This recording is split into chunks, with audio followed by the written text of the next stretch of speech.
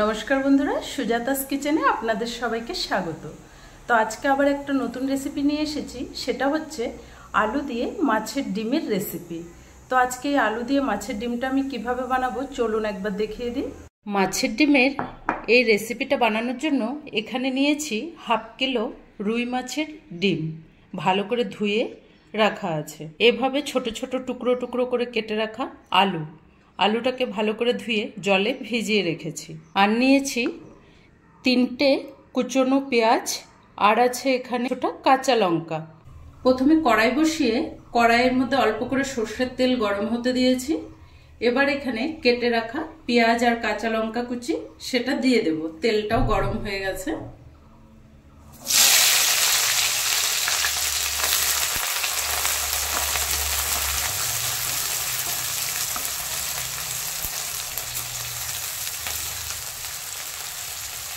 পেঁয়াজ লঙ্কাটা হালকা একটু নেড়ে নেব। পেঁয়াজটা হালকা একটু নেড়েছি, কালারটা একটু চেঞ্জ হলে দিয়ে দেব এতে কাটা আলু।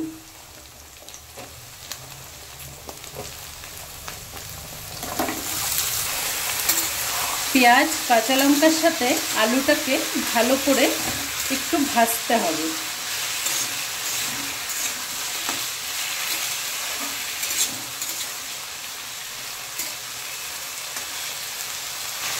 দু তিন মিনিট এবার একটু ঢেকে রাখবো যেন আলুটা একটু নরম হয়ে যায়।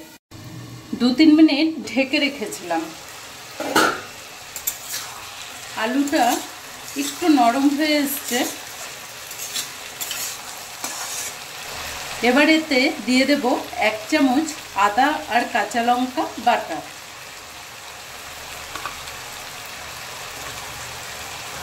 দিয়ে দেব 1 চামচ ধনিয়া গুঁড়ো, 1 চামচ জিরের গুঁড়ো। যেহেতু এটা মাছের ডিম তো একটু ঝাল ঝাল করলে ভালো লাগবে, তো দিয়ে দেবো এখানে 1 চামচ লঙ্কার গুঁড়ো, ঝাল লঙ্কার গুঁড়ো। দিয়ে দেব 1 চামচের মতো হলুদ গুঁড়ো। দিয়ে দেব স্বাদ মতো নুন। সব যেহেতু আমি গুঁড়ো মশলা দিয়েছি তো ওপর থেকে অল্প করে জল দিয়ে দিলাম।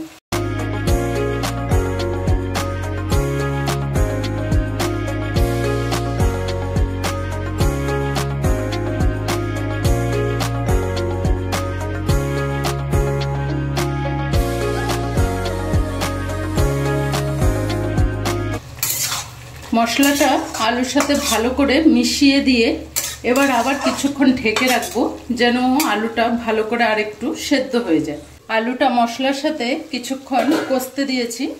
মশলা থেকে তেলটাও সুন্দর মতো ছেড়ে গেছে। এই পর্যায়ে আমি এবার আগে থেকে ধুয়ে রাখা মাছের ডিমটা দিয়ে দেব। আপনারা কেউ খারাপ কমেন্ট করবেন না যে কাঁচা মাছের ডিম এভাবে দিয়ে কিভাবে রান্না হয়। আপনারাও এভাবে একবার করে দেখবেন, খুবই টেস্ট লাগে এটা।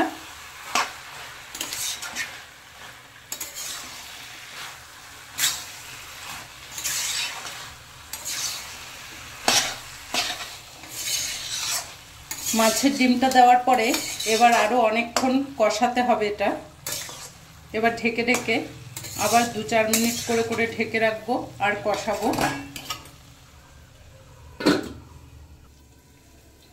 2-3 মিনিট করে ঢেকে রেখেছি। আর এভাবে কিছুক্ষণ বাদে বাদে তরকারিটা নেড়ে দিতে হবে।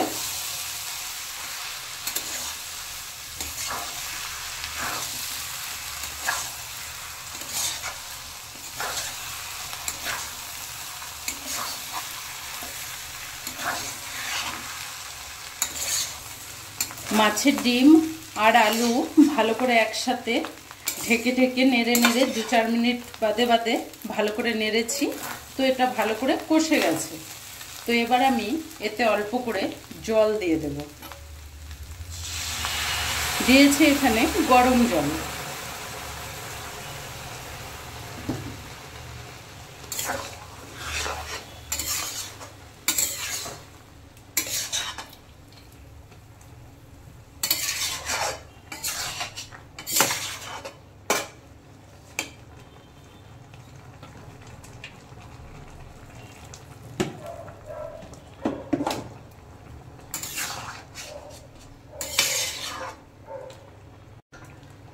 তরকারিতে জলটা দিয়েছি, কিন্তু জলটা সম্পূর্ণ টেনে যাবে। তো এবার এটা আরও কিছুক্ষণ 10 মিনিট ধরে ঢেকে রাখবো। 10 মিনিট জলটা দেওয়ার পরে ঢেকে রেখেছিলাম, জলটা সুন্দর টেনে গেছে।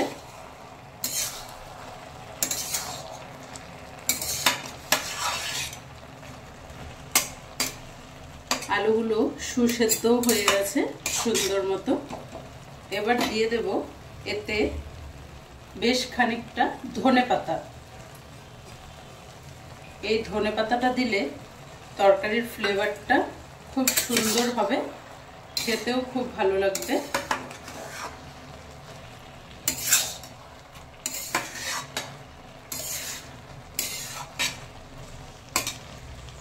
ধনেপাতাটা দিয়ে এবার আমি গ্যাসটা অফ করে দিলাম।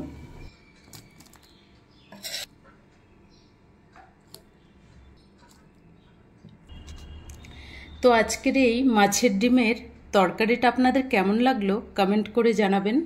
ভালো লাগলে আমার চ্যানেলটাকে লাইক, শেয়ার অ্যান্ড সাবস্ক্রাইব করে দেবেন। ধন্যবাদ।